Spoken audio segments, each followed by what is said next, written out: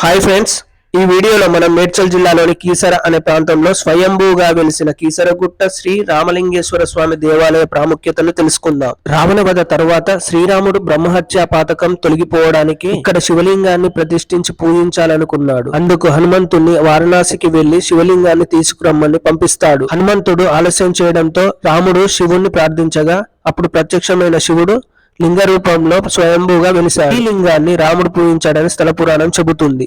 ఇక ఆలస్యంగా చేరుకున్న ఆంజనేయుడు రాముడు వేరే లింగాన్ని ప్రతిష్ఠించడంతో తాను వెంట తెచ్చిన 101 లింగాలని ఈ ప్రాంతంలో విడిచిపెడతాడు. అందుకే ఈ గుట్టపై అనేక శివలింగాలు దర్శనమిస్తాయి. కేసరి సుతుడైన ఆంజనేయుడి పేరు మీదుగా కేసరిగుట్ట అనే పేరు వచ్చింది. కేసరిగుట్టే నేడు కీసరగుట్టగా పిలువబడుతుంది. శివరాత్రి రోజు ఇక్కడ నిర్వహించే ప్రత్యేక పూజలలో వేలాదిగా భక్తజనం పాల్గొంటారు. అయితే ఫ్రెండ్స్, ఈ దేవాలయాన్ని సందర్శించి ప్రత్యక్షంగా వీక్షిస్తే చాలా అద్భుతంగా ఉంటుంది. మరిన్ని వీడియోల కోసం సబ్స్క్రైబ్ చేయండి.